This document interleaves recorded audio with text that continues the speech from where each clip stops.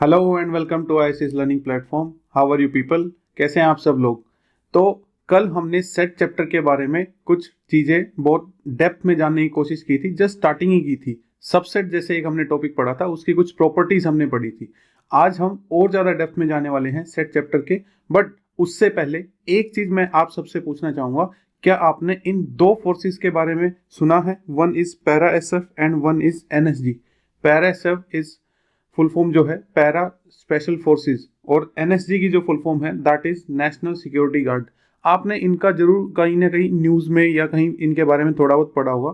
But मैं ये चाहता हूँ कि आप एक बार इन दोनों की एक डॉक्यूमेंट्री है यूट्यूब पे या किसी भी प्लेटफॉर्म पे आपको मिल जाएगी, वो देखिए और इसके बारे में कुछ फैक्ट्स पढ़िए and you will be amazed to know more facts about these two forces. ये हमारे कंट्री की सबसे एलीट फोर्सेस हैं, सबसे ये कह सकते हैं कि फर्स्ट लाइन ऑफ कॉम्बैट जो फोर्सेस हैं वो ये हैं। हमें किसी भी एक इमरजेंसी सिचुएशन में ये दोनों फोर्सेस आती हैं, और आपको जान के एक मोटिवेशन मिलेगा कि आप अगर एनडीए में सिलेक्ट हो जाते हैं तो आपको इन फोर्सेस में जाने का मौका मिलेगा if you are capable to join these forces. ठीक है, तो इनके बारे में पढ़ेंगे। मूविंग टू अवर क्लास, तो आज का हमारा सबसे पहला टॉपिक है दैट इज पावर सेट।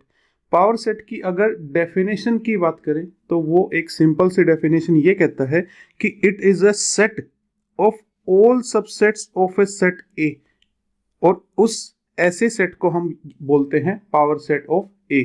इसकी जो अगर नोटेशन है तो वो कुछ इस तरीके से है कि पी ऑफ ए के नाम से हम जानते हैं।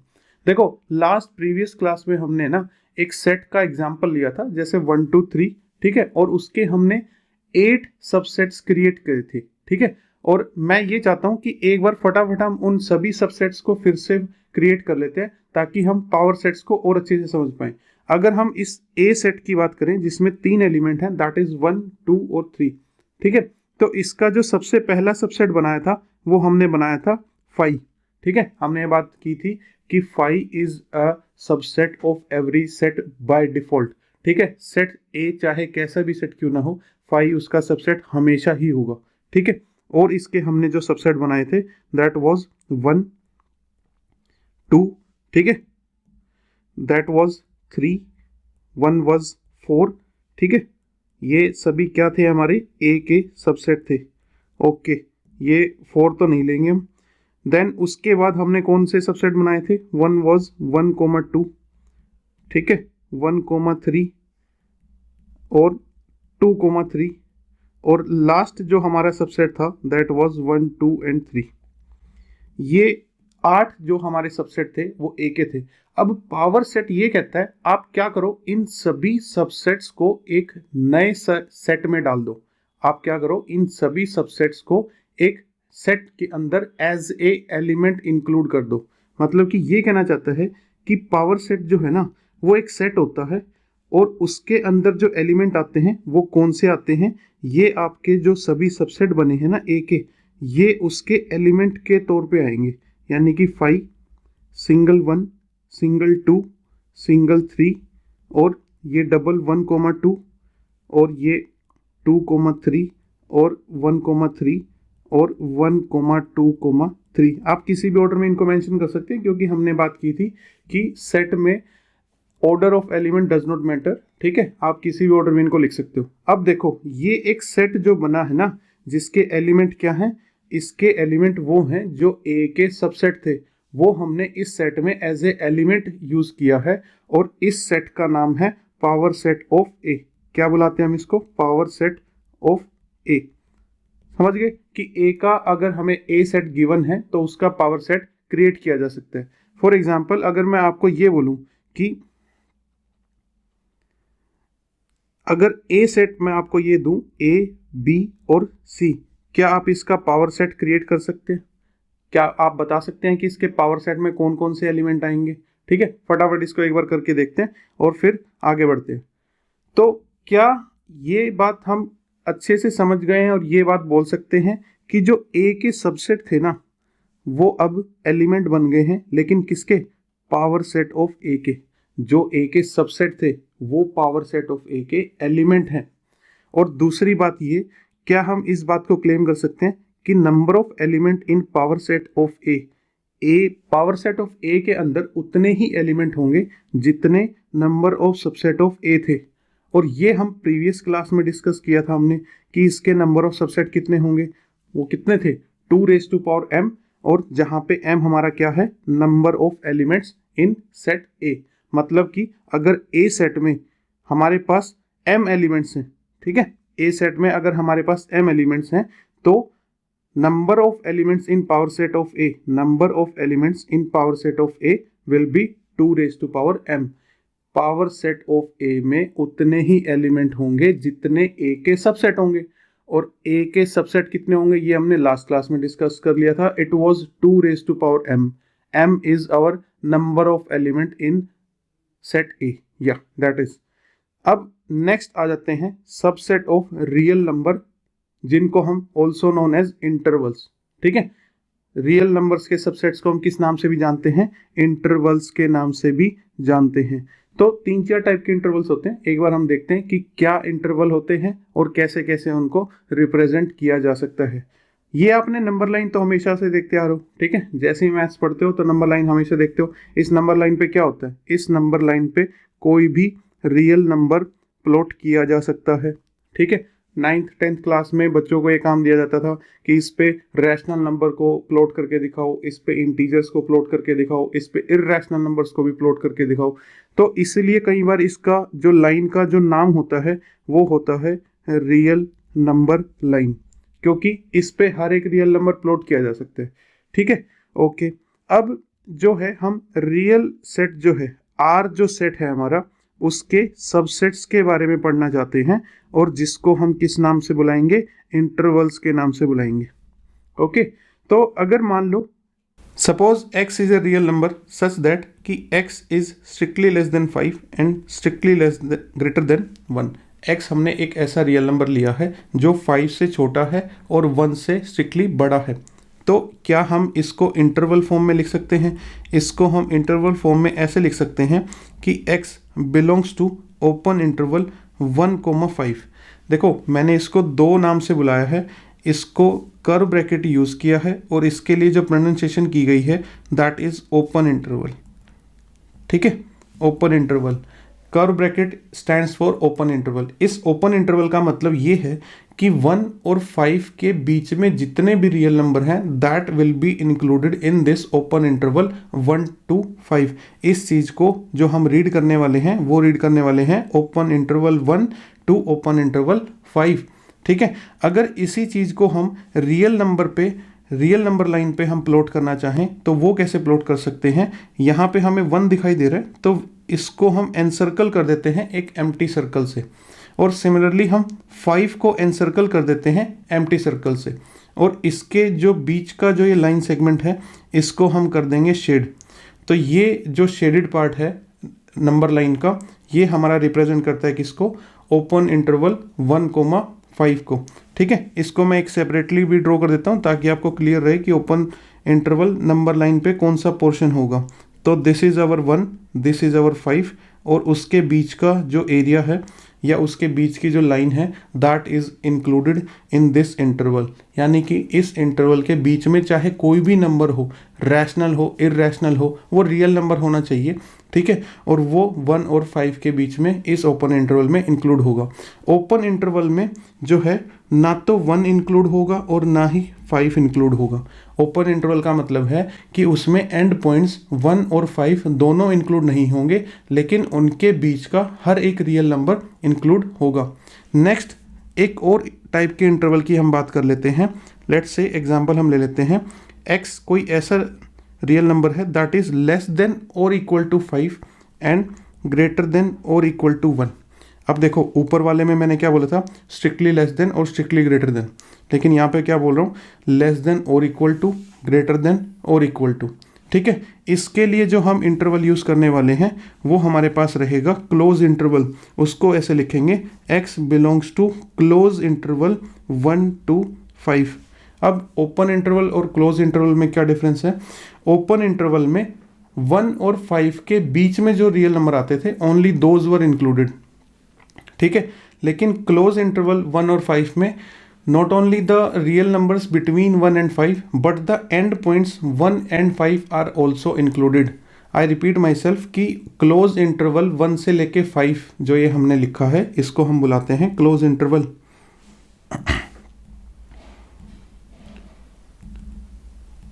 और क्लोज इंटरवल का मतलब है कि इसमें 1 से 5 के बीच में तो जो रियल नंबर है वो तो आएंगे ही आएंगे, साथ में ये एंड पॉइंट्स 1 और 5 ये भी दोनों इंक्लूडेड होंगे। ठीक है, अब इसको नंबर लाइन पे कैसे शेड करेंगे? लेट्स से कि हम इसको नंबर लाइन पे शेड करना चाहते हैं, तो जहाँ पे 1 दिखाई देगा अब की बार हम उसको एम्प्टी सर्कल से नहीं बल्कि ऐसे एक डार्क डॉट से उसको शेड कर देंगे एंड पॉइंट 1 को, और सिमिलरली दूसरे एंड पॉइंट 5 को हम एक डार्क डॉट से शेड कर देंगे, और उसके बीच की जो नंबर लाइन है उसको भी हम ऐसे शेड करके दिखा सकते हैं। अगर मैं इसी को अलग से ड्रॉ करूं तो we can draw it like this. ठीक है, तो this is our representation of close interval 1 and 5। सीधा सा एक फ़र्क है दोनों में, ओपन इंटरवल में एंड पॉइंट्स इंक्लूड नहीं होंगे और क्लोज इंटरवल्स में एंड पॉइंट्स भी इंक्लूड होंगे। उनके बीच के जो रियल नंबर हैं वो तो दोनों जगह इंक्लूडेड हैं। ठीक है, अब एक नए टाइप का, तीसरे टाइप का जो है हम इंटरवल की बात करते हैं, that is for semi close and semi open. हम एक ऐसा रियल नंबर ले लेते हैं जो 5 से तो लेस या इक्वल है, लेकिन लेट्स से कि 2 से स्ट्रिक्टली बड़ा है। 2 से क्या है? स्ट्रिक्टली बड़ा है। तो यहाँ पे हमारा जो इंटरवल दिखेगा वो कुछ इस तरीके का दिखेगा कि 2 पे ओपन रहेगा और 5 पे क्लोज रहेगा। इस इंटरवल का नाम होता है semi open, semi open and semi closed interval. ठीक है, और इसमें जो है x हमारा बिलोंग करता है, तो यानी कि x की वैल्यू जो रहेगी वो रहेगी 2 से स्ट्रिक्टली बड़ी और 5 के इक्वल भी हो सकती है या 5 से लेस देन भी हो सकती है। और अगर इसको हम अपने नंबर लाइन पे प्लॉट करें तो पहले हम 2 को ढूंढेंगे, ये रहा हमारा 2। तो 2 को कैसे शेड करना है? सिंस 2 इज़ नॉट इंक्लूडेड तो उसको हम एक एम्प्टी सर्कल से एनसर्कल कर देंगे। क्या हमारे इस इंटरवल में 5 इंक्लूड है? बिल्कुल है, क्योंकि हम यहाँ पे देखो बात कर रहे हैं x is less than equal to 5 और क्लोज इंटरवल लिया हमने, तो यहाँ पे 5 को जो है एक डार्क डॉट से हम उसको रिप्रेजेंट करेंगे और इसके बीच का जो पोर्शन है वो हम एनसर्कल कर देंगे। ठीक है, या डार्क कर देंगे। तो अगर इसको मैं यहाँ पे सेपरेटली ड्रॉ करके दिखाऊं तो ये लाइन कुछ ऐसी दिखाई देगी। ठीक है, इसमें जो है हमारा 5 तो इंक्लूड होगा लेकिन 2 जो है वो इंक्लूड नहीं होगा। ठीक है, इसी तरीके से दूसरी साइड से जो है वो ओपन इंटरवल हम बना सकते हैं। इसके लिए आप जो है इंटरवल खुद से लिख के ट्राई करो कि 2 is less than equal to x और इज़ लेस देन 6। x जो है 6 से स्ट्रिक्टली लेस देन है और x जो है 2 से ग्रेटर देन और इक्वल टू है। तो इसके लिए जो इंटरवल आने वाला है वो आने वाला है क्लोज टू, एंड 6 पे जो रहेगा वो कैसा रहेगा? ओपन रहेगा। ठीक है, तो ये जो लास्ट 2 टाइप के जो हमारे इंटरवल हैं, these are called as semi open and semi close interval. ठीक है, ये सबसे पहले वाला हमारा कौन सा है? Open interval. ठीक है, और ये सेकंड नंबर वाला कौन सा है? Close interval. तो इंटरवल्स जब भी हम रियल नंबर के सेट की बात करेंगे तो इंटरवल फॉर्म में बात करेंगे। ठीक है, क्योंकि रियल नंबर क्या होते हैं भाई? जो ये हमारी नंबर लाइन है इस पे सारे के सारे नंबर इंक्लूड होने वाले हैं। तो इंटरवल भी वही कहना चाहता है कि जो भी आपने इंटरवल लिखा, लेट से आपने अगर ओपन इंटरवल 1 से लेके 5 लिखा तो उसके बीच के सारे नंबर उसमें होंगे। ये जो इंटरवल्स हैं ना आपके, ये क्या हैं? ये एक सेट है। क्या है ये? सेट है। सेट मतलब इनमें बहुत सारे नंबर्स हैं, और कौन से नंबर हैं? इनमें रियल नंबर्स हैं। ठीक है, एक चीज़ मैं और क्लियर करना चाहूँगा, जिन्होंने इंटरवल्स वगैरह फर्स्ट टाइम पढ़े हैं तो इन्फिनिटी आपने ज़रूर सुना होगा कि पॉजिटिव इन्फिनिटी। भाई अगर इस नंबर लाइन को हम प्लस की तरफ बढ़ाते जाएं तो ये कहाँ पे अप्रोच करेगी? प्लस इन्फिनिटी की तरफ। और अगर इसको नेगेटिव की तरफ बढ़ाते जाएं तो ये कहाँ पे अप्रोच करेगी? माइनस इन्फिनिटी की तरफ। तो कभी भी अगर मान लो आपके पास कोई ऐसा नंबर है कि उसके बारे में आपको सिर्फ इतना बता रखा है कि x इज़ ग्रेटर देन 4, ठीक है, या x is greater than equal to 4 ले लेते हैं। ठीक है, तो इसको अगर इंटरवल फॉर्म में लिखना है तो आपको पता है कि 4 से इंटरवल स्टार्ट होगा। अब सिंस इसमें हमें ये नहीं बता रखा कि x किससे लेस देन है, तो यानी कि इसके ऊपर कोई भी अपर बाउंड नहीं है, कोई भी अपर रेस्ट्रिक्शन नहीं है, तो फिर ये कहाँ तक जाएगा, ये इन्फिनिटी तक जाएगा। और एक बात यहाँ पे नोट कर लेना कि इन्फिनिटी पे हमेशा हमेशा कैसा इंटरवल आता है, ओपन इंटरवल आता है।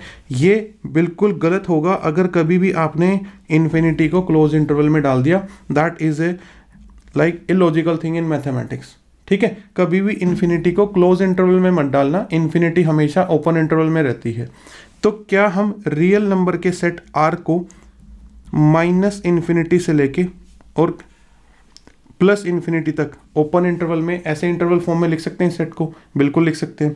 तो अगर आपको कभी किसी क्वेश्चन में, कभी भी किसी क्वेश्चन में अगर आपको ये चीज़ लिखी हुई है कि माइनस इन्फिनिटी से लेके ज़ीरो, और ज़ीरो पे लेट्स से कि उन्होंने क्लोज इंटरवल यूज़ किया हुआ है, तो आप समझ जाना कि इसमें वो कौन से नंबर्स की बात कर रहे हैं। वो इसमें बात कर रहे हैं ज़ीरो और ज़ीरो से छोटे जितने भी नेगेटिव नंबर्स हैं। यहाँ पे हम ये बोल सकते हैं x is less than equal to zero. और अगर मान लो ऐसा लिखा है ज़ीरो से लेके इन्फिनिटी, तो इसको कैसे रीड करेंगे? इसको हम रीड करेंगे x is greater than zero, क्योंकि देखो मैंने यहाँ पे ज़ीरो पे जो है ओपन इंटरवल लिया है, और ओपन इंटरवल का मतलब है कि इसमें ज़ीरो नहीं इंक्लूड होगा, लेकिन ज़ीरो से बड़े जितने भी रियल नंबर हैं वो इस इंटरवल में आएंगे। और इन्फिनिटी पे तो हमेशा ही ओपन इंटरवल आता है। क्लियर है कि इंटरवल्स कैसे लिख सकते हैं? एक बार मैं फिर से समराइज कर देता हूं कि इंटरवल्स कैसे कैसे लिखे जा सकते हैं। तो सबसे पहला हमारा close interval A to B, इसमें ए और बी कोई दो रियल नंबर्स होंगे, वो भी इंक्लूड होंगे, और उनके बीच में आने वाले सारे के सारे रियल नंबर भी इंक्लूड होंगे। दूसरा टाइप है हमारा ओपन ए टू बी, इसमें ए और बी के बीच में आने वाले रियल नंबर्स तो इंक्लूड होंगे, बट ना तो ए इंक्लूड होगा और ना ही बी इंक्लूड होगा। ठीक है, नेक्स्ट हमने पढ़ा कि close A and open B, इसमें ए से लेकर बी के बीच में सारे रियल नंबर इंक्लूड होंगे, लेकिन सिर्फ ए इंक्लूड होगा और बी इंक्लूड नहीं होगा। इसका अपोजिट हमने पढ़ा कि ओपन ए और क्लोज बी। ठीक है, फिर हमने ये इन्फिनिटी वाले पढ़े कि let's say close A and infinity open, या फिर माइनस इन्फिनिटी से लेके ए क्लोज।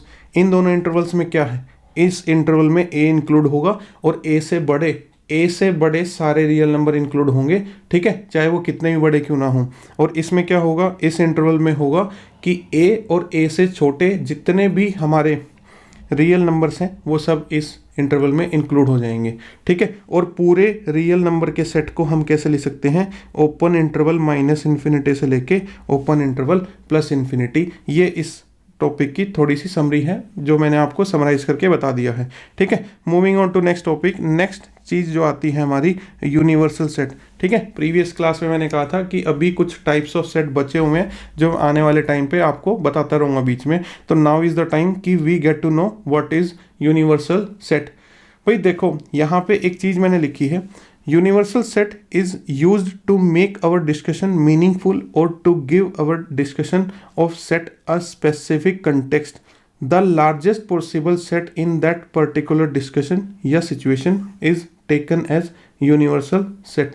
इसका मतलब ये है कि अगर हम कोई डिस्कशन कर रहे हैं, let's say we are discussing, मैं आपको सेट के बारे में पढ़ा रहा हूँ, आप सेट पढ़ रहे हैं, कुछ टाइम बाद हम सेट के क्वेश्चन भी सोल्व करने वाले हैं, तो हमारे इस डिस्कशन को एक मीनिंगफुल, एक कंटेक्स्ट देने के लिए, एक डायरेक्शन देने के लिए कि भाई हम किस एक्सटेंट तक जो है हम सेट्स की बात कर रहे हैं, हम सिर्फ नेचुरल नंबर्स की बात कर रहे हैं, हम इंटीजर्स की बात कर रहे हैं, या हम पूरे रियल नंबर्स की बात कर रहे हैं। हमारा जो क्वेश्चन है या हमारी जो क्लास है आज की सेट से, वो कितने सेट से रिलेटेड है, उनमें जो डिस्कशन होने वाला है वो किन किन नंबर्स का डिस्कशन होने वाला है।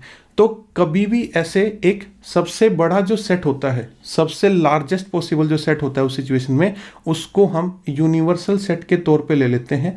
इसका यूज़ आपको देखने को मिलेगा कॉम्प्लीमेंट ऑफ ए सेट निकालने में। ठीक है, पढ़ने वाले हैं हम उसको जल्दी ही कि what is a complement of set. ठीक है, अच्छा, यूनिवर्सल सेट का जो नाम है that is capital U. Capital U हमने उसका नाम फिक्स कर दिया है। ठीक है, for example, we will be studying a lot about set of numbers, so that in that discussion we take our universal set as set of natural numbers। भाई हम नंबर्स के बारे में बहुत सेट पढ़ने वाले हैं। ठीक है, सेट तो कोई भी बनाया जा सकता है, रिवर्स ऑफ इंडिया का सेट भी बनाया जा सकता है, books of by an particular author भी एक सेट बनाया जा सकता है, बट इन मैथमेटिक्स हमारे सिलेबस में most of the set are will be of numbers only.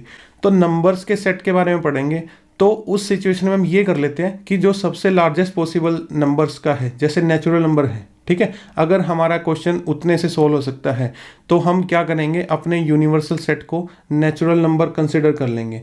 लेकिन ऐसा फिक्स नहीं है कि मतलब यूनिवर्सल सेट हमेशा नेचुरल नंबर ही रहेगा। अगर आपको लगता है कि आपके क्वेश्चन में और एक्स्ट्रा नंबर्स आ रहे हैं तो आप रैशनल नंबर का सेट जो है वो यूनिवर्सल सेट ले सकते हो। लेकिन अगर आपको लगता है कि नहीं, हमें तो हमारे क्वेश्चन में इर्रेशनल नंबर्स भी आएंगे डिस्कशन में, तो आप ये काम कर ले कि सबसे बड़ा जो सेट है रियल नंबर का सेट है उसको इंक्लूड कर लो। कल को जब हम नेक्स्ट चैप्टर कॉम्प्लेक्स नंबर पढ़ेंगे तो कॉम्प्लेक्स नंबर के टाइम पे हम अपना यूनिवर्सल सेट क्या ले सकते हैं, सेट ऑफ ऑल नंबर्स, जिसमें रियल नंबर भी आएंगे, इमेजिनरी नंबर भी आएंगे और पूरे कॉम्प्लेक्स नंबर्स का जो सेट है वहाँ पे हम एज अ यूनिवर्सल सेट वो ले सकते हैं। ठीक है, एक चीज़ यहाँ से नोट करना कि universal set is not fixed for every context, it depends upon our extent of discussion. भाई ये हम पे डिपेंड करता है कि हम कहाँ तक डिस्कशन कर रहे हैं, तो उसी हिसाब से हम अपना यूनिवर्सल सेट लेंगे। ठीक है, अगर हमारा डिस्कशन सिर्फ 10 नेचुरल नंबर्स का है तो why don't we take our universal set as 1 2 3 4 5 6 7 8 9 and 10। हमारा ए सेट भी उसी में से होगा, बी उसी में से होगा। बस बात ये है कि फिर एक बार आपने यूनिवर्सल सेट जो फिक्स कर दिया ना, तो वही हमारी दुनिया है और उसी के अंदर हमारे सारे सेट होने चाहिए। फिर ऐसा ना हो कि हमारे क्वेश्चन का कोई एक ऐसा सेट है जिसमें कोई ऐसा एलिमेंट है जो हमारे यूनिवर्सल सेट में ही नहीं है, समझ रहे? फिर वो जो चीज़ है that will B illogical thing कि हमारा यूनिवर्सल सेट से बाहर कोई एलिमेंट जा रहा है। ठीक है, धीरे धीरे क्वेश्चन में आप इसका मतलब और अच्छे से समझ जाएंगे। अब बात ये है कि हमने सेट पढ़ा और सबसे फर्स्ट क्लास में हमने 2 तरीके जाने सेट को लिखने के। एक था हमारा रोस्टर फॉर्म, ठीक है, और दूसरा क्या था, दूसरा था हमारा सेट बिल्डर फॉर्म। ठीक है, ये क्या थे, सेट को लिखने के 2 अलग अलग तरीके थे। बट ऐसा नहीं है कि सेट को सिर्फ इन्हीं दोनों तरीके से लिख के स्टडी किया जा सकता है, डिस्कस किया जा सकता है। ठीक है, सेट को अब आगे जितना भी हम डेप्थ में जाते जाएंगे तो सेट को जो है हम डायग्राम या एक पिक्टोरियल फॉर्म में जो है डिस्कस करेंगे, और सेट के डायग्राम्स को जो नाम दिया गया है दैट इज वेन डायग्राम। ठीक है, तो सेट के जो डायग्राम्स होते हैं वो उनको वेन डायग्राम बुलाते हैं। और अब हम ये समझेंगे कि कैसे एक वेन डायग्राम सेट का ड्रॉ किया जाता है, कैसे उसमें सेट के जो एलिमेंट हैं वो प्लॉट किए जाते हैं, और फिर उनकी प्रॉपर्टीज़ जितनी भी जो डिफ़िकल्ट या कॉम्प्लेक्स प्रॉपर्टीज़ हैं वो सारी हम रोस्टर फॉर्म या सेट बिल्डर फॉर्म में ना प्रूव करके बल्कि हम ग्राफ से या उसके डायग्राम से प्रूव करेंगे। बिकॉज देखो, कभी भी कोई चीज़ हम पिक्चर की फॉर्म में देखते हैं तो वो हमारे माइंड में ज़्यादा अच्छे से सेव हो जाती है। ठीक है, आप कोई टेक्स्ट रीड कर रहे हो, प्लेन टेक्स्ट रीड कर रहे हो, तो आपको हो सकता है वो 2 बार 3 बार 4 बार रिवाइज करना पड़े, बट वही चीज़ आपको मूवी की फॉर्म में दिखा दी जाए या पिक्चर की फॉर्म में दिखा दी जाए तो वो आपको ज़्यादा अच्छे से याद रहती है, इज़न्ट इट? तो ऐसा ही कुछ यहाँ पे है। हम सेट को अब आगे से जितना हो सकेगा हम डायग्राम या पिक्टोरियल फॉर्म में पढ़ेंगे, और उन डायग्राम्स का नाम क्या रहेगा, वेन डायग्राम। ठीक है, तो वेन डायग्राम को समझने के लिए हम क्या करते हैं, एक एग्जाम्पल ले लेते हैं। और सबसे पहले एग्जाम्पल हमने लिया है कि let our universal set is 1 2 3 and up to 10। देखो यहाँ पे मैं सिर्फ छोटे छोटे सेट लेने वाला हूँ, तो मैंने क्या किया, अपना यूनिवर्सल सेट लिमिटेड सा रखा है, बहुत बड़ा नहीं लिया। और मैंने अपने यूनिवर्सल सेट में क्या लिया है, सिर्फ 1 से लेकर 10 तक नेचुरल नंबर। हाँ, ये इंश्योर करना होगा कि अब इसके बाद मैं जो भी सेट लेने वाला हूँ, वेदर A B C और D, वो सभी इसके अंडर ही आने चाहिए। ऐसा नहीं हो कि फिर मैं अपने किसी सेट में 11 12 जो नंबर्स हैं वो इंक्लूड कर लूँगा। ठीक है, तो ए सेट मैंने लिया है 1 3 5 7 एंड 9। बी सेट लिया है मैंने 2 4 6 8 एंड 10। और सी सेट लिया है मैंने 2 3 5 एंड 7। क्या ए और बी की आप कोई खासियत बता सकते हो देख के? या ये है हमारे ओड नेचुरल नंबर्स। ठीक है, हमारी यूनिवर्सल सेट में से, सभी नहीं बोल रहा हूँ मैं, सिर्फ यहाँ से। और ये है हमारे कौन से, इवन नेचुरल नंबर्स। इस सेट की भी कोई खासियत बता सकते हो? यस, ये जो है 1 से 10 के बीच में लिस्ट ऑफ प्राइम नंबर्स है, या लिस्ट नहीं बोलेंगे, सेट ऑफ प्राइम नंबर्स है। अब इसका डायग्राम ड्रॉ कर लेते हैं कि कैसे हम वेन डायग्राम को जो है ड्रॉ करेंगे या उसको स्टडी करेंगे या उसको एनालाइज करेंगे। जो ये मैंने रेक्टेंगल बनाया है, ये जो वाइट रेक्टेंगल बनाया है, इस रेक्टेंगल को जो है हम नाम देने वाले हैं अपना universal set, that is you. तो यहाँ पे इसके राइट टॉप पे हमने इसका नाम लिख दिया इस रेक्टेंगल का, और ये रेक्टेंगल हमारे लिए अब कौन सा सेट है, यूनिवर्सल सेट। ठीक है, और अब यूनिवर्सल सेट के जो भी 10 एलिमेंट थे वो मैं सभी इस रेक्टेंगल के अंदर ही लिखने वाला हूँ, इससे बाहर नहीं लिखूंगा। तो यानी कि ये मान लो कि अब इस एग्जाम्पल के लिए मेरी दुनिया ये रेक्टेंगल है और सब कुछ इसी के अंदर रहने वाला है। ठीक है, ये मैंने 3 सर्कल ड्रॉ किए हैं, थोड़े से ओवरलैप कर दिए क्योंकि यहाँ पे कुछ एलिमेंट्स कॉमन भी हैं। तो कैसे प्लॉट करते हैं उनको, लेट्स से कि मैं इन तीनों सर्कल्स को ऐसे, एक को ए सेट का नाम दे देता हूँ, एक सर्कल को बी सेट का नाम दे देता हूँ और एक सर्कल को सी सेट का नाम दे देता हूँ। देखो वैसे तो ज़्यादातर जो बुक्स हैं वो सेट को एक सर्कल या एक ओवल शेप फिगर से रिप्रेजेंट करती हैं, बट आप चाहो तो कोई भी फिगर ड्रॉ कर सकते हो। ठीक है, ट्रायंगल भी ड्रॉ कर सकते हो, उसको ए सेट का नाम दे सकते हो, कोई दूसरा ट्रायंगल ड्रॉ कर सकते हो, उसको बी का नाम दे सकते हो। But in most of the books you will find कि या तो सर्कल और एलिप्स और ओवल शेप जो है that is being used to represent the set. Set को रिप्रेजेंट करने के लिए सर्कल जैसी कोई फिगर आपको मिलेगी। ओके, अब जो है हमारा फर्स्ट सेट है 1 3 5 7 9। हम क्या करते हैं, हम 1 को यहाँ पे लिख देते हैं और उसके लिए एक डॉट मार्क कर देते हैं। ठीक है, फिर हमारे पास है 3, तो हम 3 को जो है यहाँ पे ड्रॉ कर देते हैं और उसके लिए एक डॉट मार्क कर देते हैं। ठीक है, उसके बाद हमारे पास है 5, तो हम जो है 5 को भी यहीं पे ड्रॉ कर देते हैं। ठीक है, ओके। फिर उसके बाद जो है हमारे पास 7 है, 7 को भी हम इसी में ड्रॉ कर देते हैं। ठीक है, और 9 जो है 9 को हम यहाँ पे ड्रॉ कर देते हैं। ठीक है, let's change our names from this to this, और हम इसको C मार्क कर लेते हैं और इसको B मार्क कर लेते हैं। इसका रीज़न आप अभी समझेंगे कि मैंने इसको B से चेंज करके C क्यों कर दिया और इसको C से चेंज करके B क्यों कर दिया। देखो B सेट में मेरे पास हैं इवन नेचुरल नंबर्स। ठीक है, तो मेरे को अपने इवन नेचुरल नंबर्स जो हैं इस सर्कल के अंदर, बी वाले सर्कल के अंदर प्लॉट करने हैं। तो हमारे पास कौन कौन से नंबर हैं, हमारे पास हैं सबसे पहले 2। ठीक है, फिर मेरे पास है 4, फिर 6 और फिर 8 और फिर 10। ठीक है, आपने ये ऑब्जर्व किया होगा कि मैंने 3 5 7 और ये 2 कुछ पर्टिकुलर प्लेस में या पर्टिकुलर स्पेस में जो है इनको लिखा है, क्योंकि इनको लिखने को मैं यहाँ पे कहीं और पे भी लिख सकता था, बट यहाँ पे मैंने इसलिए लिखा कि एक क्लास में, सबसे इनिशियल क्लास में सेट की हमने ये डिस्कस किया था कि सेट में कोई भी एलिमेंट रिपीट करके नहीं लिखा जाता।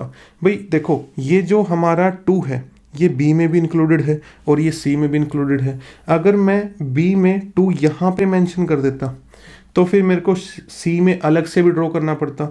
तो मैंने जो B है वो कुछ इस तरीके से प्लेस किया है ताकि वो B के सर्कल में भी आ जाए और वो C के सर्कल में भी आ जाए, इसलिए जो 2 है मैंने वो पर्टिकुलरली यहीं पे प्लेस किया। सिमिलरली 3 5 7 जो थे हमारे 3 5 7 ये हमारे दोनों सेट्स में है, ये A सेट में भी है और ये C सेट में भी है। तो मैंने इनकी प्लेसिंग जो है कुछ इस तरीके से करी ताकि वो A सर्कल में भी आ जाए और वो C सर्कल में भी आ जाए। ठीक है, समझ रहे हो आप। अब कौन से एलिमेंट बच गए, आई थिंक सारे आ गए, 1 2 3 4 5 6 7 8 9 और 10, यानी कि हमारा यूनिवर्सल सेट भी कंप्लीट हो चुका है। और यूनिवर्सल सेट में यहाँ पे कोई भी एलिमेंट नहीं आएगा, this space will be empty. ठीक है, अगर कोई एलिमेंट यहाँ पे ऐसा होता जो A B C में नहीं आता तो we would have write that element here in this empty space. ठीक है, अब क्या है, क्या फ़ायदा हुआ हमें ये वेन डायग्राम ड्रॉ करके कि लेट्स से मैं आपसे जो है ये चीज़ हाइड कर लेता हूँ कि आपको ये चीज़ नहीं पता, let's say cross this thing.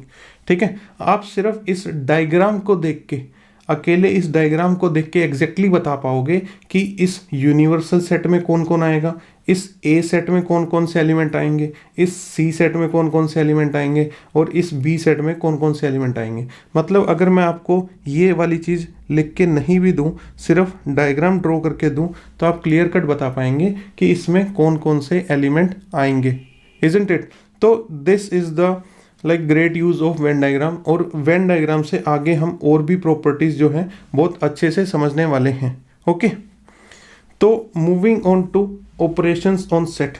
अब ये क्या चीज़ है भाई? देखो, बचपन में हमने नंबर्स पढ़े। सबसे पहले अगर बात करें काउंटिंग नंबर्स, जिनको हमने नेचुरल नंबर्स भी बुलाया, फिर माइनस वाले नंबर्स जिनको हम इंटीजर्स भी बुलाते हैं, वो सब पढ़े, फिर rational numbers, irrational numbers, and the list kept on increasing and increasing always. ठीक है, लेकिन साथ में जैसे ही हम कोई नंबर सीखते हैं, हमेशा हमने उनके ऑपरेशंस भी सीखे हैं। हमने उनको ऐड करना सीखा, हमने उनको सब्ट्रैक्ट करना सीखा, हमने उनको मल्टीप्लाई डिवाइड करना सीखा। इनफैक्ट हमने उन पे और भी ऑपरेशंस किए, हमने उनको लेस देन ग्रेटर देन में कंपेयर करना सीखा। तो ये जो सब चीज़ें थी, these were operations on numbers. हमने उन पे अलग अलग टाइप के ऑपरेशंस किए। अब since we have studied so many types of sets, क्यों न हम उनके भी ऑपरेशन सीखें। कैसे दो सेट्स को जोड़ा जा सकता है, जिसको हम यूनियन बुलाने वाले हैं।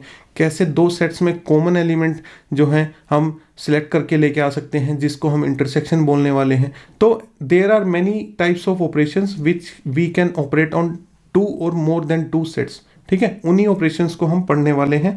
सबसे पहला जो हमारा ऑपरेशन आने वाला है इसमें, that will be union of sets. तो moving on to what is union of sets. ठीक है, इसके बारे में एक बार देख लेते हैं यूनियन ऑफ सेट्स क्या है। देखो, पहले इसमें एग्जाम्पल से स्टार्ट करना चाहूँगा। ठीक है, ए एग्जाम्पल हमारे पास है 1, 2, 3 एंड 4। क्लियर, इसमें 4 एलिमेंट हमारे पास हैं। और बी सेट जो है हमारा, ये है हमारा 3, 4, 5 एंड 6। ठीक है, अब ए यूनियन बी कहता है कि ए यूनियन बी में ऐसे एलिमेंट आएंगे जो या तो ए में है या बी में है या फिर दोनों जगह हैं।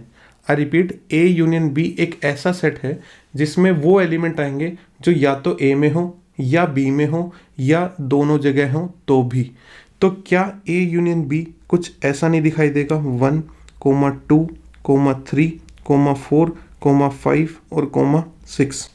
ठीक है भाई, ए में और बी में जो भी एलिमेंट थे मैंने वो सभी लिख दिए।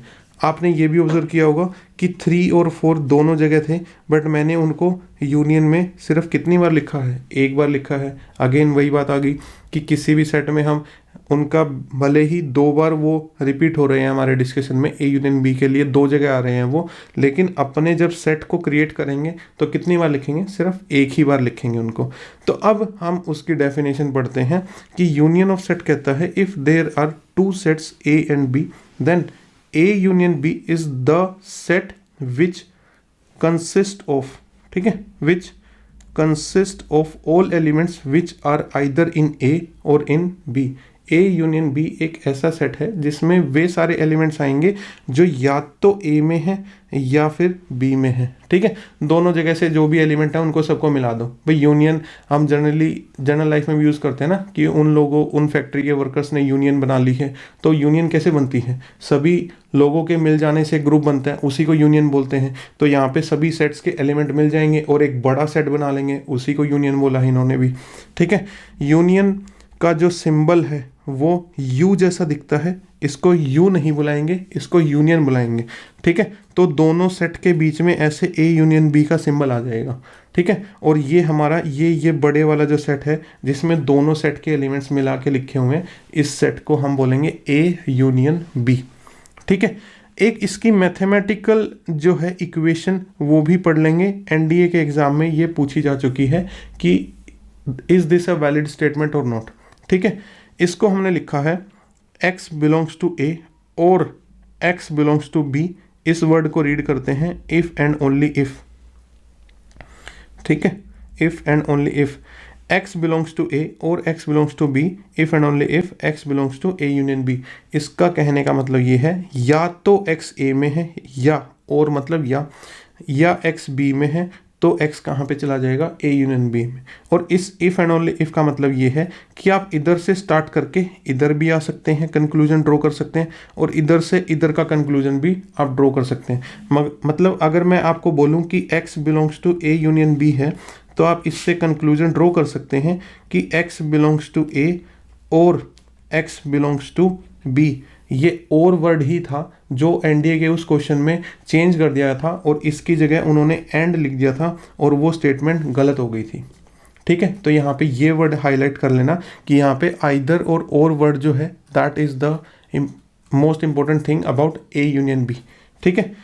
या फिर इसका उल्टा अगर मैं बोलूँ कि x बिलोंग्स टू ए और x बिलोंग्स टू बी, तो आप क्या कंक्लूजन ड्रॉ कर सकते हैं? तो आप बोलेंगे कि आपने मेरे को ये इन्फॉर्मेशन दी है कि या तो x a में है या x b में है, तो इससे मैं ये कंक्लूजन ड्रॉ कर सकता हूँ कि वो उन दोनों के यूनियन में तो आएगा ही आएगा। क्लियर है इतना कि ए यूनियन बी क्या है? दोनों सेट को मिला दो, उनके सारे एलिमेंट एक जगह लिख दो, वो जो बड़ा सेट बन के आएगा वो आएगा ए यूनियन बी। अब जाते जाते इसके डायग्राम की बात कर लेते हैं कि डायग्राम क्या होता है ए यूनियन बी का, ठीक है। तो ये जो इधर है मैंने वेन डायग्राम बनाया हुआ है और इस वेन डायग्राम में हमने दो सेट लिए हुए हैं। पहला है हमारा ये ए और दूसरा है हमारा ये बी, ठीक है। अब ए यूनियन बी को अगर आपको कोई बोले कि आप मेरे को ए यूनियन बी शेड करके दिखाओ, ठीक है, कि इस पूरे रेक्टेंगल में, पूरे यूनिवर्सल सेट में ए यूनियन बी की शेडिंग करके दिखाओ, तो आप क्या करेंगे? आप ए को भी शेड कर देंगे, ठीक है, आप ए को भी शेड कर देंगे और साथ में आप किसको शेड कर देंगे? बी को भी शेड कर देंगे। तो ये जो 8 जैसी फिगर बनी है ना शेडो के, जो ये येलो पार्ट में है, इस पूरे येलो पार्ट को हम बोलते हैं ए यूनियन बी। कभी भी आपको कोई ऐसे रेक्टेंगल बना के दे दे और उसमें बोले कि इन दोनों सेट का यूनियन कौन कौन सा रीजन आना चाहिए, तो आप ये बीच वाला जो है पूरा का पूरा शेड करके उसको बोलेंगे कि भाई जो मैंने तुम्हें शेड कर दिया ना, ये आप समझ लो कि ये आपका ए यूनियन बी है, ठीक है, समझ गए। चलिए, तो चलो नेक्स्ट जो है ऑपरेशन हम वो नेक्स्ट क्लास में डिस्कस करते हैं। Let's not like make this video very lengthy and we will keep on learning bit by bit. तो see you in the next class. Thank you.